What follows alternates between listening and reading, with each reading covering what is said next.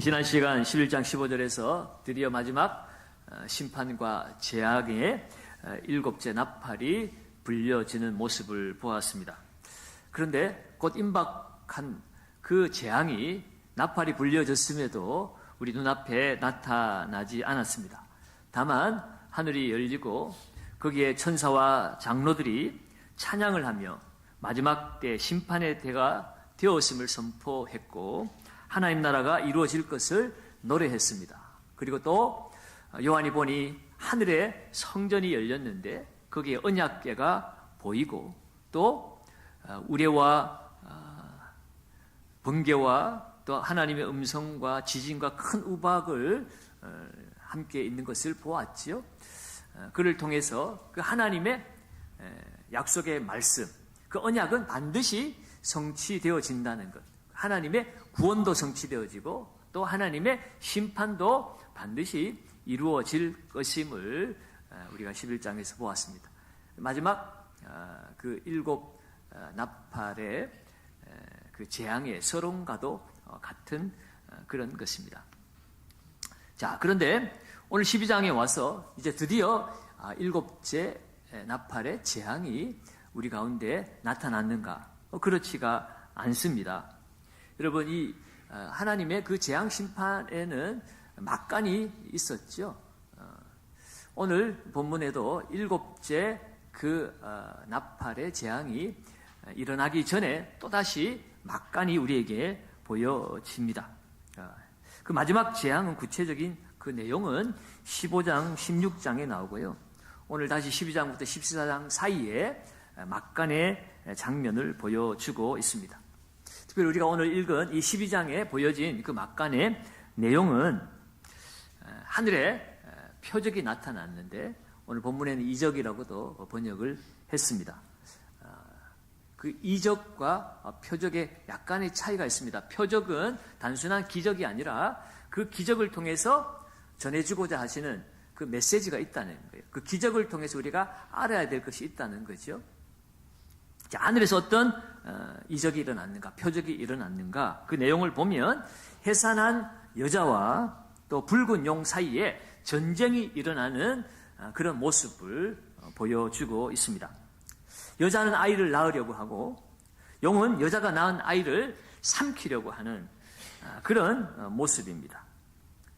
결국에는 여자가 아이를 낳았고 그 붉은 용은 그 아이를 삼키려 했지만 그 아이는 하나님 앞으로 올라가게 되고 여자는 광야로 도망을 가서 일정 기간 보호를 받는 장면이 이 12장에 나오는 내용입니다. 이 오늘 본문 12장의 내용의 말씀을 통해서 여자를 보호하신 하나님의 계획, 그리고 그 용의 공격에도 불구하고 실패하지 않는 하나님의 구속 사역에 대해서 함께 말씀의 은혜를 나누기를 원합니다. 자, 그렇다면 오늘 본문에 나오는 여자가 낳은 아기가 누구인가를 우리가 먼저 알아야 될 것입니다. 5절에 보면 이 여자가 낳는 아들에 대해서 이렇게 기록하고 있어요. 같이 한번 읽어볼까요? 여자가 아들을 낳으니 이는 장차 철장으로 만국을 다스릴 남자라. 그 아이를 하나님 앞과 그 보좌 앞으로 올려가더라. 아들을 낳을 것인데 그 아들은 장차 철장으로 만국을 다스릴 남자라라고 이렇게 말하고 있습니다. 메시아의 시편이라고 하는 시편 2편 말씀에 보면 9절 말씀에 내가 철장으로 그들을 깨뜨리며라는 문구가 나옵니다. 그러니까 철장으로 만국을 다스릴 남자는 바로 하나님의 그 언약 말씀에 예언되어진 오시리라 한 메시아, 바로 이 땅에 오신 예수 그리스도를 의미하는 것입니다. 그렇다면 이 예수 그리스도, 메시아를 낳는 그 여자가 누구이겠습니까? 예수를 낳았다고 하니 우리는 얼핏 생각하기를 아마도 마리아를 이야기하는 것일까? 우리가 그렇게 생각할 수도 있지요. 그러나 오늘 본문에서 말하는 이 여자는 그냥 개인의 한 여인을 말하는 것이 아닙니다. 이 계시록은 온갖 상징들로 꾸며져 있다고 그랬죠. 그래서 이 여자가 상징하는 바가 있습니다. 오늘 이 여자의 모습을 오늘 본문 1절에서는 이렇게 표현하고 있죠. 1절도 다시 한번 봅니다. 하늘에 큰 이적이 보이니 해를 옷 입은 한 여자가 있는데 그 발 아래에는 달이 있고 그 머리에는 12별의 관을 썼더라. 이 여자가 얼마나 영광스러운 존재인지 겉으로만 봐도 우리가 알 수가 있습니다. 그 여자는 눈이 부시게 아름답고 영광스러움을 상징하는 태양을 옷으로 입었다고 그래요. 뿐만 아니라 이 여자가 얼마나 권세가 있는지 그 발에는 무엇이 있다고 그랬습니까? 달이 있고. 그 자막을 빨리 지우지 마요. 사람들 보고로. 책을 잘 안 보시잖아. 그리고 그 머리에는 무엇이 있습니까? 12별의 관을 썼더라. 여러분, 이 12별로 만든 관이라고 하면 여러분 그것은 그야말로 왕들이 쓰는 그런 권세 있는 관을 말하고 있는 것이겠죠. 그러니까 이 해를 옷으로 삼고 발에는 달을 두고 머리에는 별로 관을 만들어서 서 있는 존재. 바로 이 아이를 낳은 여자의 모습입니다. 그런데요, 여러분, 창세기 보면 요셉이 꿈을 꾸게 되죠. 꿈을 꿨는데 해와 달이 그리고 11별이 자기에게 절하는 꿈을 꿨습니다. 장차 되어질 일에 대한 하나님이 꿈으로 알려주신 거죠. 해와 달은 어머니와 아버지와 어머니를 말하고 11별은 자기의 그 형제들을 의미하는 바였습니다. 그러니까 오늘 이 해와 달과 별은 이스라엘과 그 온 자손들을 상징하는 것이라 볼 수가 있습니다. 그러니까 하나님의 백성들에 대해서 표현하는데 동원되어진 이미지가 해와 달과 별인 것이죠. 그런데 오늘 그 머리에 쓴 관은 12별이라고 이야기를 하고 있습니다. 여러분, 이 12이라는 숫자가 오늘 계시록에서는 어떤 의미를 가진다고 그랬습니까? 구약의 12지파를 의미하고 신약의 12사도를 의미한다고 했죠. 그러니까 오늘 이 12이라고 하는 것, 12별이라고 하는 것, 결국은 구약과 신약 시대에 존재한 모든 믿음의 공동체, 하나님의 백성을 이야기하는 것입니다. 그러니까 오늘 이 여자의 모습을 보았을 때 이 여자는 그냥 마리아 같은 어떤 한 개인으로서의 여자를 말하는 것이 아니라 하나님의 모든 백성을 대표하는 존재로서 이 여자라고 그렇게 대표되어지는 상징으로 말하고 있는 것입니다. 그래서 오늘 본문 2절에도 보시면 이 여자가 아이를 베어 해산하게 되매 아파서 애를 쓰며 부르짖더라라고 말하고 있습니다. 여러분, 이스라엘 백성들이 죄를 짓고 그들이 파멸하게 되어질 운명이었지만 또한 이 신약의 또 모든 하나님의 백성들도 이스라엘 백성들과 마찬가지로 우리는 우리의 죄로 말미암아 멸망을 당하게 될 운명에 처해진 존재였습니다. 그렇지만 하나님께서 죄로 말미암아 심판받고 멸망받아 마땅한 우리들을 위해서 예수 그리스도를 보내어 주시고 우리를 구원해 주셨습니다. 우리를 구원해 주시는 일이 쉬운 일이 아닙니다. 여인이 아이를 낳는 그 모든 고통과 아픔을 겪는 시간이지요. 바로 이 여인이 오늘 하나님의 백성들을 구원하시기 위해서 역사하시는 그 하나님의 도구가 되고 있는 모습을 보고 우리가 있습니다. 자, 그런데 이 그리스도를 보내어서 죄로 말미암아 멸망당할 그 하나님의 모든 백성들을 하나님이 구원하시고자 하시는데 그것을 방해하는 존재가 등장을 합니다. 3절 말씀에 보면 바로 붉은 용으로 나타나는 사단이 등장을 하죠. 3절에 보면 하늘에 또 다른 이적이 보이니 보라, 하늘에 또 다른 표적이 보이는데 보니 한 큰 붉은 용이 있어서 머리가 7이요 뿔이 10이라 그 여러 머리에 7 왕관이 있더라고 기록하고 있습니다. 이 요한이 본 이 용의 모습은 머리가 7개였어요. 성경에서 머리라고 하는 것은 주권, 통치권, 권세를 상징합니다. 그리고 7 또한 7이라는 숫자는 완전수라고 그랬죠. 충만한 수, 완전수라고 그랬습니다. 그러니까 이 붉은 용의 머리가 7개라고 하는 것은 완전한 악의 지혜를 가진 존재, 또 그 악한 전략이 뛰어남을 상징하는 것이라 볼 수 있습니다. 그리고 그 7머리에 쓴 왕관도 7개입니다. 그러니 이 용도 대단한 왕적 권위를 가진 엄청난 존재라는 것을 보여주고 있습니다. 그리고 그 용의 머리에는 10뿔이 있다고 그랬습니다. 여러분, 이 뿔은 또한 성경에서 힘이나 권세나 군사력을 상징합니다. 그리고 이 열이라고 하는 숫자는 많음을 상징하는 숫자예요. 충만하다, 많다라는 뜻을 가지고 있죠. 그래서 이 10뿔이라고 한다는 것, 그 뿔로 대변되어진 그 힘, 권세, 군사력, 이것이 많다는 것입니다. 그 힘이 광범위하게 확장되어져 감을 상징하는 것이라 볼 수가 있습니다. 그런데 이 붉은 용에게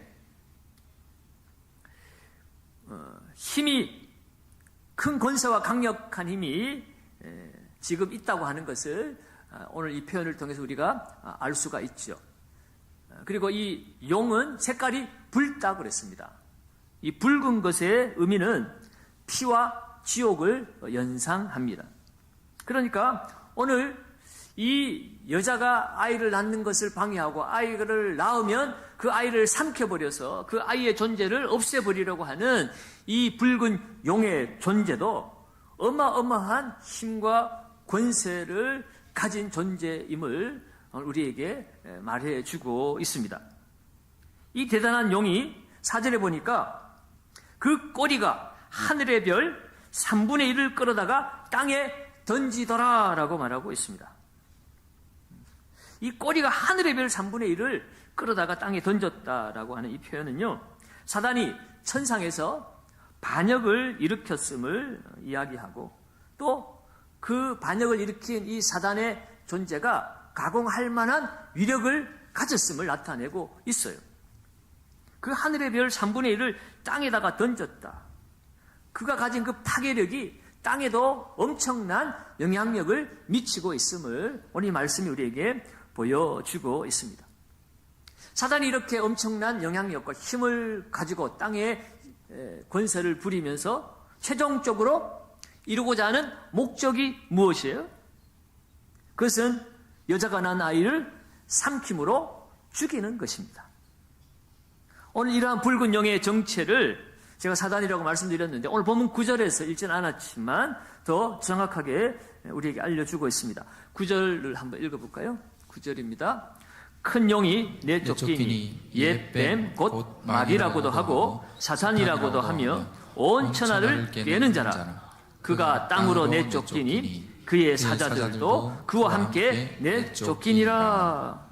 아멘. 이 붉은 용의 정체는 하늘에서 반역을 꾀하다가 그 부하들과 함께 땅으로 쫓겨난 자, 그 이름은 옛 뱀이라고도 하고 마귀라고도 하고 사탄이라고도 한다라고 이야기를 합니다. 여러분, 이 사탄이 이 땅에서 어떤 일을 하겠습니까? 누구를 대적하겠습니까? 하나님을 사랑하는 자, 하나님의 뜻을 이루는 자들을 대적하는 것이 사단의 목적이요, 사단이 해야 할 일입니다. 그러니까 교회와 그리스도를 대적하는 일입니다. 이 땅에 하나님 나라가 이루어지는 것을 어찌하든지 막아야만 하는 것이 이 사단이 하고자 하는 일입니다. 그러니 당연히 이 땅을 살아가는 하나님의 백성들, 교회를 사단이 그냥 얌전히 내버려 두겠습니까? 교회를 얌전히 내버려 둘 리가 없는 거예요. 성도들의 삶에, 교회 공동체 안에 각종 분란과 다툼을 일으키고 오해를 일으키고 그 공동체를 파괴시키고 싸우게 만들고 나누게 만들고 오해하게 만들고 갈등하게 만드는 것, 여러분, 이것이 사단이 하는 일입니다. 그래서 우리는 늘 깨어서 이 마귀를, 우리는 정체를 파악하고 그 마귀에게 넘어가지 말아야 합니다. 사단은 하나님의 교회와 또 그리스도의 그 하나님의 뜻을 이룬 일을 방해하기 위해서 태어날 아기를 삼키려고 그렇게 온갖 노력을 기울였지만 결국은 어떻게 됩니까? 하나님은 그 사단에게 이 아기가 삼켜지도록 내버려 두지 않으십니다. 5절 말씀을 우리 다시 한번 보면 여자가 아들을 낳으니 이는 장차 철장으로 만국을 다스릴 남자라 그 아이를 하나님 앞과 그 보좌 앞으로 어떻게 했습니까? 올려가더라. 사단이 여자를 해하려고 하고 여자가 아이를 낳으면 아이를 잡아먹고 아이를 죽이려고 했는데 그 아이를 잡을 수가 없었어요. 하나님께서 그 아이를 하나님의 보좌 앞으로 올려가셨기 때문입니다. 여러분, 사단은 예수 그리스도의 탄생을 어찌하든지 막아내려고 애를 썼습니다. 우리 성경에 보면 예수님이 태어날 때 유대 땅 헤롯 왕을 동원해서 갓 태어난 아이를 다 죽임으로 어떻게 했어요? 예수 그리스도로 죽이려고 했습니다. 그러나 그것도 뜻대로 되지 않았습니다. 결국은 예수님을 십자가에 저주받아 죽는 죽음으로 예수를 죽임으로 예수님을 없애려고 했지만 주님은 예수님을 3일 만에 다시 살아나게 하셨습니다. 그리고 사단은 십자가에 못 박아 죽이면 끝이 날 것이라고 생각을 했지만 그러나 하나님은 오히려 그 십자가에서 사단이 예수를 죽이고자 한 그 사건을 죄를 대속하는 하나님의 그 구원의 대속 사역을 이루는 통로가 되게 하셨습니다. 특별히 오늘 본문의 요한은 이 여인이 출산한 아기가 하나님 앞과 보좌 앞으로 올려가는 모습을 보고 있습니다. 여러분, 이 장면은 예수 그리스도의 승천을 의미하는 것입니다. 예수 그리스도를 잡아먹으려고 했지만 예수님은 다시 살아나시고 승천하심으로 사단이 막으려고 했던 그 하나님의 나라는 막을 수가 없었습니다. 모든 시도는 다 실패로 돌아가게 되었습니다.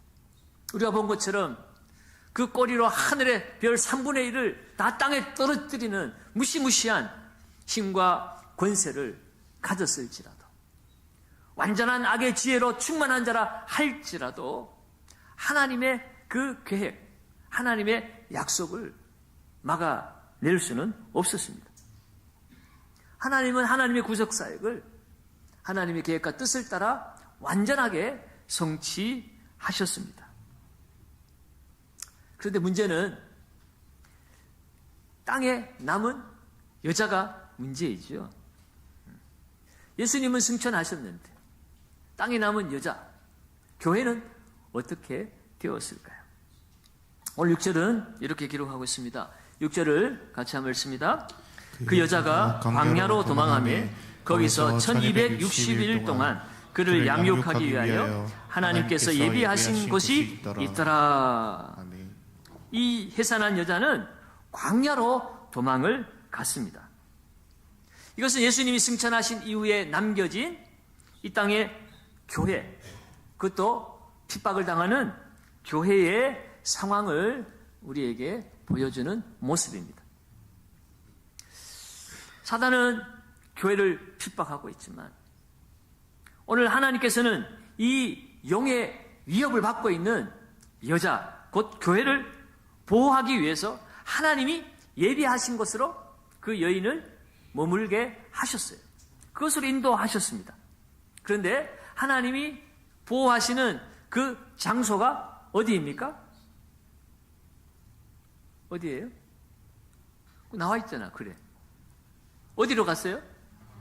광야로 갔어요. 광야. 하나님이 예비하신 곳이더라 라고 얘기하는데 하나님이 사단으로부터 이 여인을 보호하기 위해서 예비하신 그 장소가 바로 광야라고 하는 것입니다. 여러분, 성경에서 광야는 하나님의 보호를 받는 장소로 등장을 합니다. 구약의 이스라엘 백성들이 애굽에서 탈출하고 그들이 40년 동안 광야 생활을 했습니다. 40년 동안 광야에서 시련과 고난을 통해서 훈련을 받기도 했지만 그 광야에서 그들은 가장 안전하게 보호를 받으면서 지냈습니다. 세상에서 제일 강력한 애굽의 군대가 그 하나님의 백성들을 없이 하지 못했습니다. 하나님이 그들을 보호하셨기 때문이에요. 낮에는 구름 기둥으로 그 뜨거운 태양 아래 그들을 보호하셨고 밤에는 불 기둥으로 모든 추위로부터 그들을 지켜주셨고 하늘에서 만나를 내리셔서 그들의 모든 육적인 양식들을 채워주셨고 옷이 해지지 않고 신발이 터지지 않는 그야말로 하나님의 완전한 보호 아래서 그들은 그곳에서 살아갔습니다. 이렇게 하나님께서 이스라엘 백성들을 광야로 보내셔서 거기에서 그들을 양육하셨죠. 그 약속의 땅 가나안 땅에 들어가서 살기에 합당한 하나님 나라의 시민으로서의 자격을 갖추게 하기 위해서 하나님의 인도하심을 받고 하나님과 함께 하시는 삶을 사는 인생 되도록 그들을 훈련시키신 곳이 바로 광야였습니다. 마찬가지로 여러분, 오늘 교회인 저와 여러분들은 이 세상, 그야말로 광야 같은 험한 세상을 우리가 살아가고 있습니다. 광야의 삶이다 보니 때로 어렵기도 하고 고통스럽기도 하고 때로는 여러 가지 위험이나 박해 가운데 처할 때도 있습니다. 그러나 그럼에도 불구하고 우리가 잊지 말아야 할 것은 그 광야에 하나님이 함께 하셔서 하나님의 백성들을 보호하시고 그 광야의 힘든 시간을 통해서 힘든 시간으로 그냥 허비하는 것이 아니라 합력하여 선을 이루시고 하나님의 백성으로 더 단단하게 세워져 가도록 하나님 우리를 양육하고 훈련하고 계시다는 사실을 우리는 기억해야 합니다. 그리고 오늘 본문은요, 그 여자가 광야에서 양육과 보호를 받는 기간이 1260일이다라고 기록하고 있습니다. 여러분, 이 1260일은 우리가 11장에서도 보았죠. 성전 바깥 마당에 이방인에게 하나님 백성들이 짓밟히는 그 42달이 곧 1260일이라고 그랬습니다.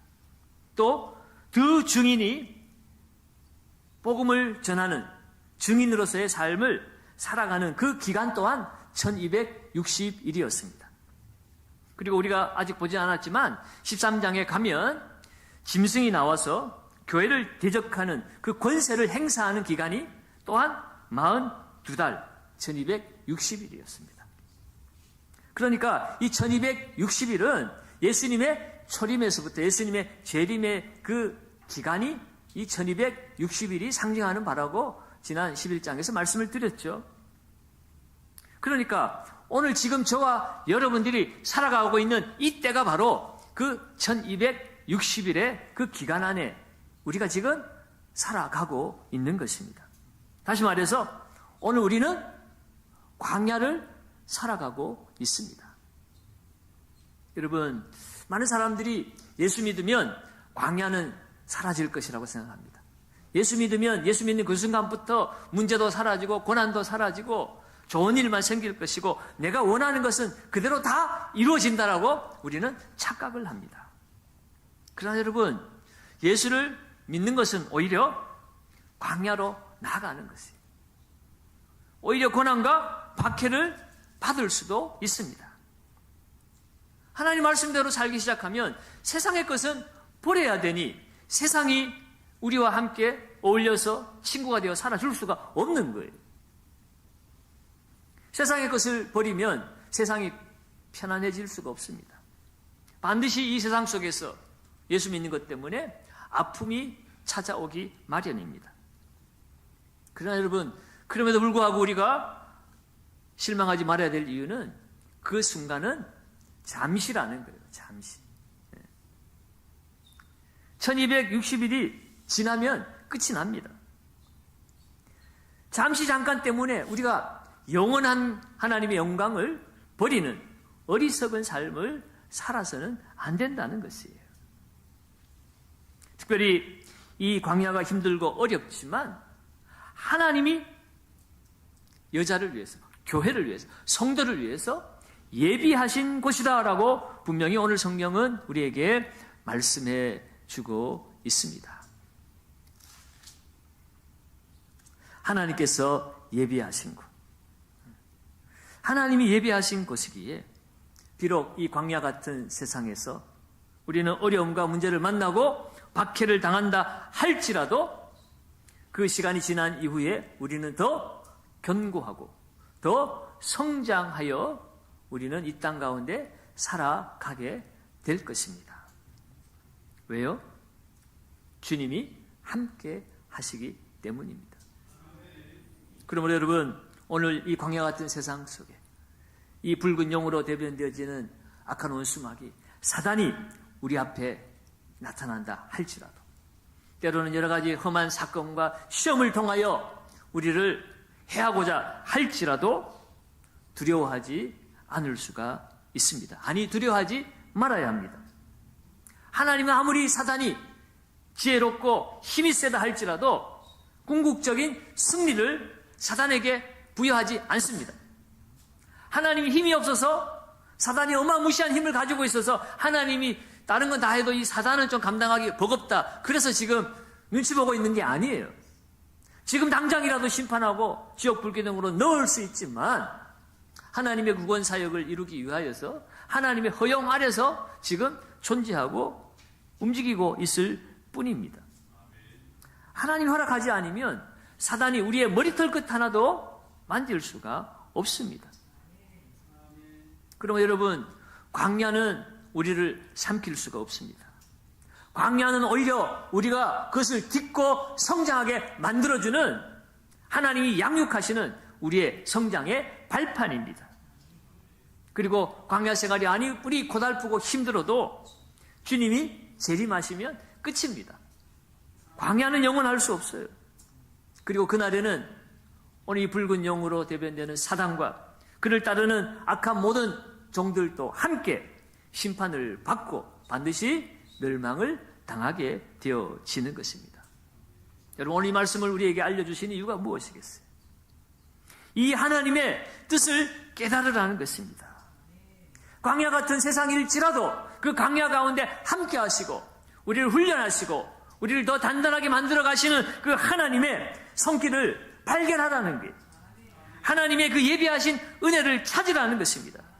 그리고 그 광야를 잘 통과하여서 하나님의 복된 사람으로 성장해 가라는 것이에요. 여러분이 오늘 하나님의 말씀을 단순한 목사의 설교가 아니라 나를 향한 하나님의 음성으로 들려주시기를 바랍니다. 우리 각자에게는 나름대로의 광야가 있습니다. 힘들고 어렵습니다. 원수마귀로 인하여 시험을 당하기도 하고 정말 죽을 것 같은 그런 앞이 캄캄한 순간에 우리가 처해 있을 수도 있습니다. 그러나 그 순간에 우리가 바라봐야 될 것은 환경이 아닙니다. 대적이 아닙니다.